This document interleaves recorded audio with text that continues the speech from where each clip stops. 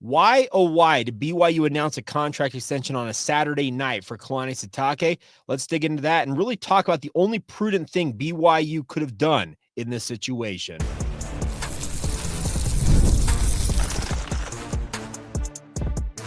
You are Locked On Cougars, your daily podcast on the BYU Cougars, part of the Locked On Podcast Network, your team every day.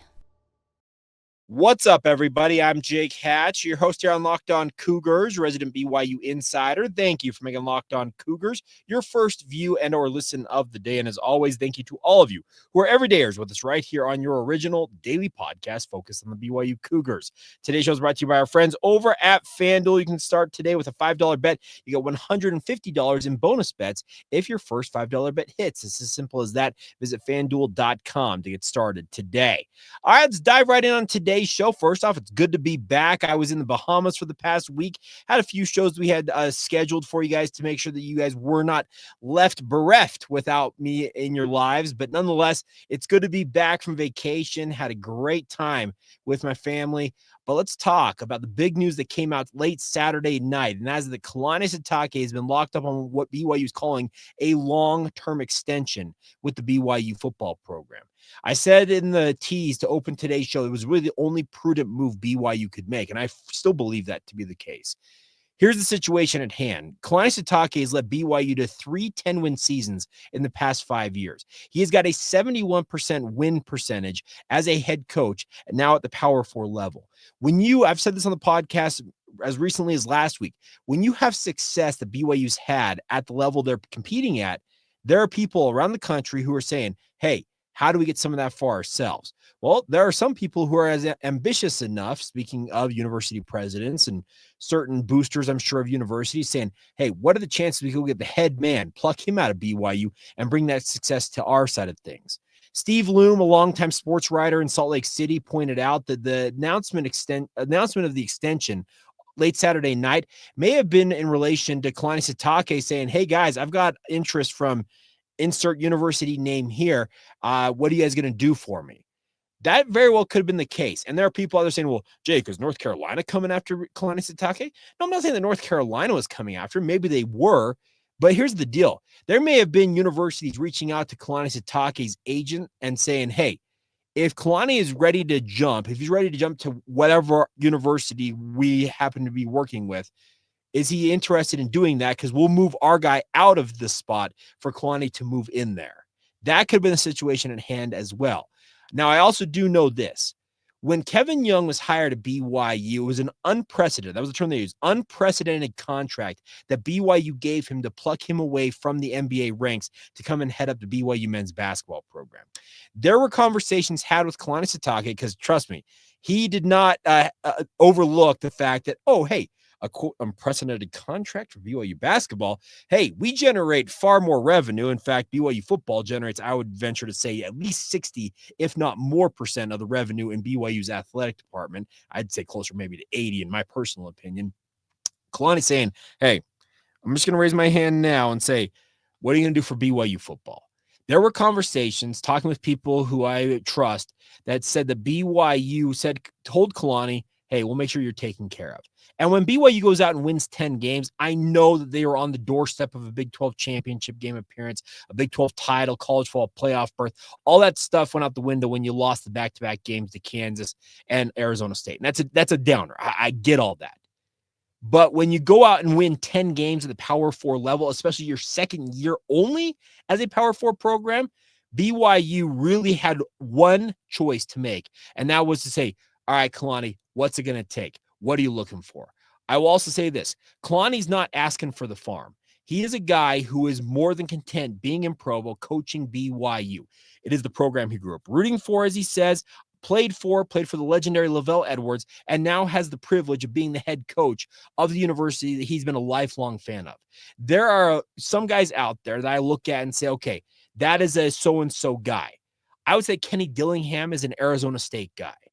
In that very same vein, maybe even more so, Kalani Sitake is a BYU guy. He is Brigham Young University. Like that is Kalani Sitake's identity. And him being the head coach of BYU means more to him than most coaches I think will ever understand. He is absolutely the right man for the job right now, leading the BYU football program. It doesn't come without him having his own issues. Trust me, I think his game management needs improvement. There are obviously conversations about his coordinator, on particular on offense. What he does in games at times seems to befuddle folks. But here's the deal. Kalani, once again, has put together 5 double-digit win seasons in the past 5 seasons alone. He's put together 3 double-digit win seasons, one of which at the Power 4 level, facing the toughest schedule top to bottom that BYU's ever gone against. There was no way, absolutely no way in my mind that BYU could have let him get away. Some of you will say, well, they could have just elevated Jay Hill. Sure, they could have done that. They could have. But Kalani wanted to be in Provo. BYU wants him in Provo. And they have done like I said, the only prudent thing they could do in this circumstance and make sure that he is in Provo for the long term. I would imagine them saying that he's going to be in Provo for a long-term extension means that his current deal, at least I guess his old deal, I should say now, was set to go through 2027. So in theory, I think he's got that whole current deal through 2027, and they tacked on a hefty extension onto the back end of that, along with a pay raise beginning right away, if not probably an outright bonus being added for what he did this past season. He would imagine, I'm just going to say it right now, I wouldn't be surprised essentially if he's got like a 10-year deal right now. They could run through 2035 for BYU. And I think that Kalani Sitake, if everything goes according to how he envisions, he will fulfill every second of that contract because he loves being at BYU. He embraces what BYU is all about, the mission of the university, the football program. The love and learn thing may irk you to no end. I get all that. But here's the deal. You can't argue with what he accomplished as BYU's head coach this year. Yes, there's a disappointment that they missed out on the Big 12 title game. There's a disappointment they missed out on the college football playoff, but he had them right there in the mix. This is a program, once again, that's picked to finish 13th in the preseason poll in this conference. There's zero reason why BYU should have said, hey, Kalani, thanks, but no thanks, let's move along. BYU wants to be a big-time football program. They're finally acting like it, and I'm glad that they make sure Kalani Sitake is staying put in Provo for the long term.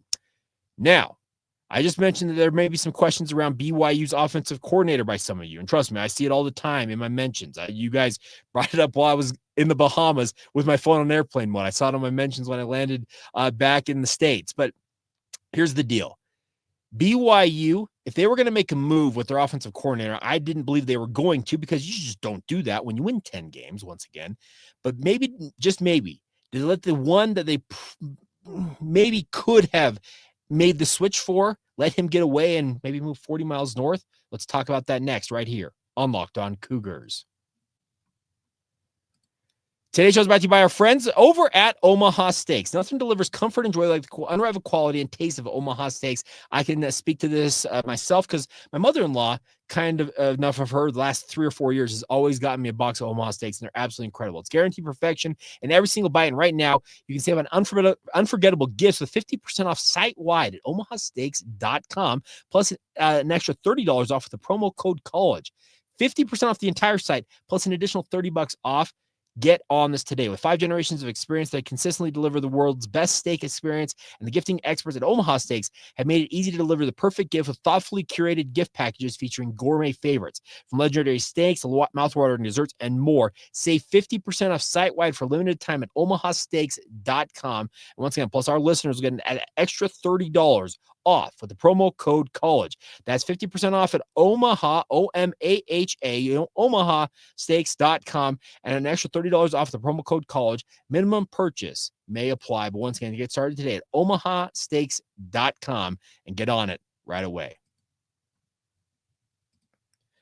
Thank you once again for making Locked On Cougars your first view and or listen of the day. Man, it feels good to be back in the chair talking all things BYU. All right, Jake Hatch here, but let's talk about something that some of you want to talk about. Aaron Roderick has been a lightning rod for many BYU fans, and I get all that. There are people out there that are saying that they should have dumped A-Rod and found another offensive coordinator. They should have done it the second the season ended. Great. You may think that that's how things should have happened, but they did not happen that way. And I will reiterate, You just don't fire folks, especially an offensive coordinator who just helped BYU get to a 10-win season. That is the only thing I'm going to say on that front, because that would be a very, very bad look. If you were to go and whack your offensive coordinator after a 10-win season, how many other offensive coordinators across college football are going to say, so if I don't get you to 11 or 12 wins, a college football playoff berth, a Big 12 title game, if I don't do that, I'm in danger of losing my job?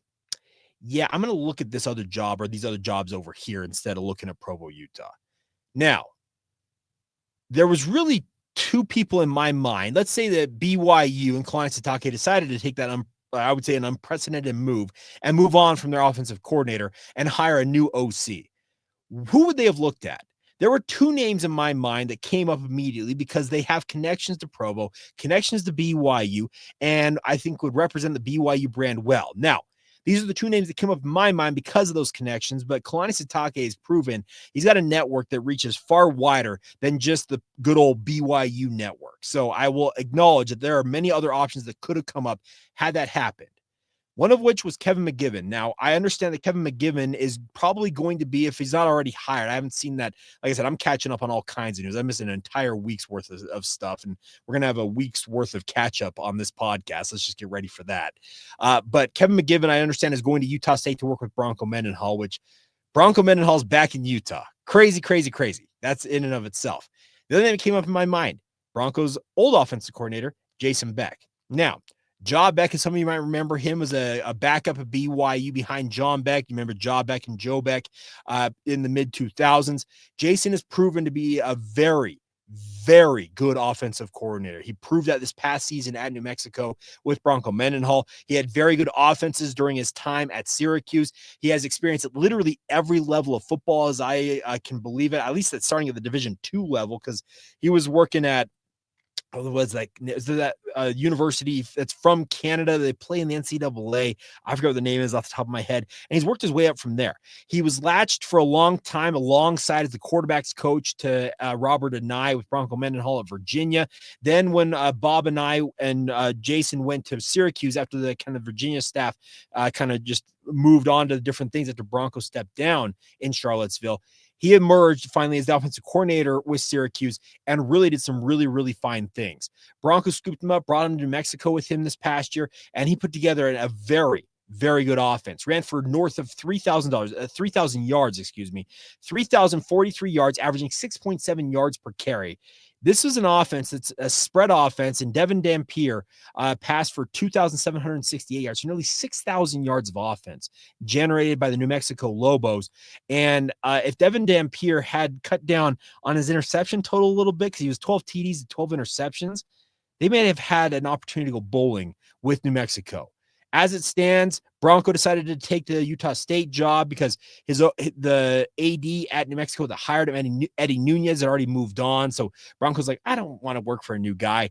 Well, Jason Beck was in the mix for the Utah job. And when his name popped up, I was like, that's kind of got to be his job. Because Jason Beck, once again, has been a very, very proven coordinator and has been a proven quarterback developer, because Devin Dampier was more of a project, I think, than many realized, but he made him look like a very, very good quarterback. Yeah, the completion percentage wasn't great, 57.9%, but here's the thing. Devin Dampier also ran for 1,100 yards for New Mexico, 19 touchdowns on the ground. He has a system, speaking of Jason Beck, that's very, very good. And really, once again, if Kalani Sitake were to have made a move and decided, you know what, I need to make a move with my offensive coordinator, is Jason Beck like call number one, if not call number two? Because there's nobody else out there in my mind that would A, represent a BYU better if you were going to make this move than Jason Beck, and B, is a guy who's got proven track record at all levels of football, especially the Power 4 level, which BYU is currently at. So maybe, just maybe, the BYU let the one that should have been in Provo get away. I think it's hard to say that, because here's the other thing about this. Let's say in a couple years' time that Aaron Roderick, if he continues to generate pretty good offenses for BYU, who's to say that he doesn't move on and maybe become a head coach somewhere and get an opportunity to finally lead his own program? Well, at that point, here's the deal. BYU will finally have the financial resources. Let's say Jason Beck is still hobnobbing around up at the University of Utah and doing his thing. Couldn't BYU just make a call and say, hey, Jason, we know you've been at Utah. We know you're making a healthy chunk of change. What will it take for you to come home and coach up at BYU?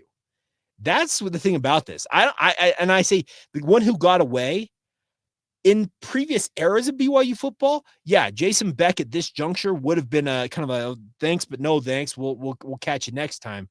But the fact that BYU is now on an equal footing with programs like the University of Utah, who for years, as members of the Pac-12, held that financial leverage over BYU because, simply put, BYU wasn't able or wouldn't compete financially during their independent era with Utah in terms of the money they could throw at coaches. And I can tell you there are some coaches in and around this state that there were times they were at Utah and BYU courted them to come south to Provo. And essentially Utah said, hey, what will it take? And they gave them a hefty raise and made sure they stayed put in Salt Lake. That stuff is a thing of the past now, or at least it should be a thing of the past. And if BYU find themselves in a circumstance, let's say in a year, 2, 3 years time, and needs to get a new offensive coordinator, and Jason Beck has proven himself at the University of Utah, hey, the pull of coming home could be the one that lures him finally to pull the trigger and end up where he belongs, in my opinion, at BYU. It's just unfortunate that the timing is going to be Jason Beck's going to be coaching up Utah. He'll be wearing red and he'll be coaching against his alma mater. But man, this is a crazy, crazy thing. Think about this. What's up, Bronco Mendenhall wearing blue again? He's up in Logan at Utah State. Jason Beck, who was one of his quarterbacks at BYU, is now going to be heading up a new look offense for the University of Utah. It is crazy things to consider. But the nice part is, yeah, I think in eras past, we would have said, okay, Jason Beck, that's just never going to happen. I'm telling you, if it comes down to it and sometime in the near future that BYU needs to find a new offensive coordinator, knowing what BYU's been willing to put up for guys like Jay Hill, why couldn't they go and do something that Utah did to them for years and essentially just steal a guy away and say, yeah, you're just not going to make this financially worth it to stay in this race for this guy? Could Utah just put a Godfather type deal on the table for Jason Beck in that circumstances? Maybe so. But I think BYU, they have proven now they got financial resources that can absolutely, I think, turn this tide in a lot of different circumstances, particularly when it comes to coaching contracts. And the hope is that maybe sometime down the road when BYU comes calling, Jason Beck will be willing to pick up that phone and say, yeah, hey, let's go 40 miles south. We'll see what happens. But I can see why some of you may be thinking, hey, maybe he's the one who got away for BYU. I just don't think it's that dire of a situation because I think BYU's in a different look now and a different era than they ever have been before. And they should be able, if need be at some point, to pull that guy south if they so desire. All right. One more thing we need to talk about on today's show is going back to the college football playoff / whole nonsense the college football playoff committee put out there with regards to some of the seeding when it came to the NCAA tournament. Now it's the CFP, whatever, college football playoff. What does BYU need to learn from this, and what can they take forward if they really want to break through and go and play at the highest level and play for it all? Well, I think we got one thing that we need to pay attention to, and maybe, just maybe, BYU needs to tweak a little bit in their scheduling philosophy, and we'll dig into that next. Today's show is brought to you by our friends over at FanDuel. Now, FanDuel is here for you guys to help you tackle all the NFL action this season. And, of course, they do it because FanDuel is America's #1 sports book. Right now, new customers can bet $5 and get $150 in bonus bets if you win. FanDuel Sportsbook app is giving you everything you need to place your live bets on the NFL all in one place. And the best part, it's not just the NFL. If you're interested in other sports, they have those options for you guys as well. So, you're the hunt in the middle of a game. You can check out the latest stats, view live play-by-play, and so much more on the same page where you're placing your bets. Just visit FanDuel.com to join today. You'll get started with $150 in bonus bets if you win your first $5 bet. It's as simple as that. That's FanDuel.com to get started today. Never waste a hunch and make every moment more with FanDuel, an official sportsbook partner of the NFL. Thank you once again for making Locked On Cougars your first view and or listen of the day. All right, I am back from vacation. That means the Locked On Cougars Insider Group is going to fire back up. And it was a little bit of hiatus because, like I said, I was on a trip out of the country, and let's just put it this way: Wi-Fi packages on cruise boats can be pretty awful. And I had a pretty awful experience, so I did not pull through and get to update people as much as I thought I was going to. So I apologize to those of you in the insiders group, but we are back in action and hope you guys will be along for the ride as well. If you'd like to sign up today, get a 14-day free trial to see if it's the right option for you. Join us, get all the inside scoop on what I'm hearing about BYU sports, and do it for just $5 a month. Once again, you get 2 full weeks before you have to pay anything. Click the link in the show notes below and join us today on the Locked On Cougars Insider Group. All right. So the NCAA and the College Football Playoff Committee in particular, I think has set I wouldn't say a bad precedent, but a precedent that I think some universities like BYU may want to pay attention to. We just saw the College Football Playoff Committee put out their 12-team bracket, and BYU finished 17th in those rankings. Now, we can argue till the cows come home about the fact that BYU's resume stacks up with, I think, some of the at-large teams that got into the field, if not ones that were right on the cusp of getting in. And I still believe that to be the case.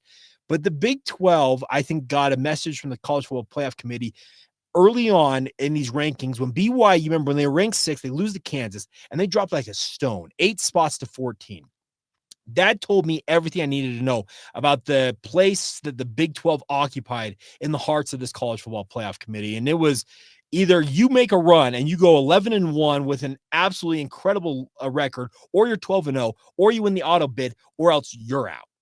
That was the message I got, in my opinion, from the College Football Playoff Committee.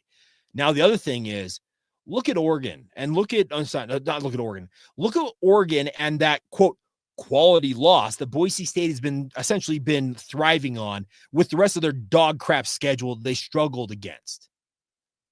Drake told me this argument yesterday on Locked On Big 12, and I agree with him on it. Should BYU follow the precedent of this College Football Playoff Committee and essentially say, screw playing fellow Power 4 teams in the non-conference? Let's play a cake non-conference, run our way through the Big 12, and punch our ticket as the 3rd overall seed, first-round bye in the College Football Playoff. That's the way it looks right now from this College Football Playoff Committee. Now, Ward Manuel, I've talked about on this podcast ad nauseum, talks out of both ends of you-know-what, his mouth and his you-know-what, when it comes to the word salad that he spews weekly. It feels like we're just getting absolute gobbledygook from a guy like that when it comes to trying to defend one thing while also downgrading a program like BYU. But if what is to be believed in a, quote, quality loss is enough to push Boise to the 3rd seed playing in the Fiesta Bowl, heck, sign me up. I'll go play a Mountain West schedule. Let's call up as many Big West, I said Big West, Mountain West, WAC, AAC, Sun Belt, Conference USA, whoever's out there that wants to play, sign them up. Run through that, and then essentially tell the College Football Playoff Committee, we dare you to exclude us at this point because your precedent says this. Now, I also look at on the other side saying the College Football Playoff Committee essentially has it out for the Big 12 right now.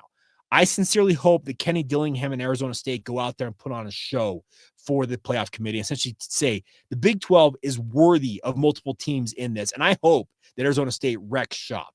I hope they make a run to the semifinals, if not the outright final. And that's crazy for me to say as a guy who's a BYU podcaster, but why not? The Big 12 needs some respect, and they need Arizona State to be the first of this new era of college football playoff. If Arizona State goes one and done, that only in the mind of this college football playoff committee legitimizes their decision to tell the Big 12 to pound sand. That would be the worst thing possible, I think, for BYU to have happen in this circumstance. Will it ultimately play out that the ASU makes a run or they're going to fizzle out? TBD. But with Cam Scadaboo in that backfield, I do not count out Arizona State at anything because that guy is impossible. I mean, impossible to tackle. I have watched multiple teams, BYU included, try and fail to bring that guy down. And I think teams that are going to face ASU in the college football playoff are going to learn that very, very quickly. And they're going to be well within their rights if they can find a way to slow that guy down, because that would, I think, hurt the chances of ASU making the college football playoff, the run that I hope that they make. But getting back to the point at hand, this playoff committee is full of bleep. And the other thing about it is the BYU, yes, they deserve to have a higher place in the conversation when it came to an at-large bid. But once again, I look at this, and the playoff committee essentially wanted to tell the Big 12, you guys don't have the power brands. You guys don't have the fan bases that are going to bring the eyeballs. Well, here's the other thing about this. We just learned that BYU officially is going to play Colorado in the Alamo Bowl. If you are a Cougar fan and it's within your means to do so, get your rear to San Antonio, Texas. Fill up the Alamo Dome. Colorado fans will show up in force as well. I'm expecting that because the fact that Coach Prime is doing what he's doing with Colorado, we need to fill that place up. And I speak we because I'm planning on making the trip to San Antonio. It's my first road trip of the season. I held back some reserve funds to make that trip. I'm looking forward to it. But if you're a Cougar fan who has the opportunity to do it, go out there and show on ABC, on national television, over-the-air TV, show that BYU and Colorado, two of the Big 12 schools out there that got snubbed when it came to the at-large conversation for the college football playoff, show that they show up and they have eyeballs on them and put on a show. That's the other thing about this. I would love nothing more than to see a guy like Travis Hunter, because Dion said it yesterday that he plans that Travis Hunter is going to win the Heisman this coming week, and he's going to play in that bowl game. I sincerely hope that happens. I hope Shedeur Sanders is there. I hope the Shiloh Sanders is there. I hope that the whole cavalcade of what Colorado has become is there in force, and I hope in equal amounts BYU fans are there in droves. I know a number of you, I'm sure that made the trek to Dallas because you couldn't refund your tickets or for whatever reason you made that trip. Well, guess what? Gear back up. You got less than 3 weeks, December 28th. It's a weekend trip. Fly down Friday, fly home Sunday. Watch that game on Saturday night in the Alamo Dome. BYU needs to put on a show until the College Football Playoff Committee. This is what you missed out on. I don't think BYU necessarily needs to maybe win against Colorado to prove that point, but put on a show until the playoff committee. This is what you missed out on, because I think there are some teams in that playoff field that are going to fizzle, and I think they're going to fizzle very, very quickly. And I'm just glad that they kept SMU in the field because, hey, you know, when there's a team like SMU who's 10-2 and there's a team like BYU who's 10-2, and you say, oh, who could have told that those two teams, how it would be? Oh, wait, they played each other and BYU won. That didn't seem to matter at all. But regardless, BYU, go out there and put on a show. And if I'm Tom Homo and the BYU athletic administration, I'm looking at our college football scheduling philosophy and saying, if this is what the playoff committee is going to reward, and that's going to be the precedent, maybe, just maybe, we should look at maybe altering how we go about scheduling stuff to make sure that we have the best advantages possible to go into this. I think that Brett Yormark may look into that from the Big 12 side of things and say, okay, what are we looking at here?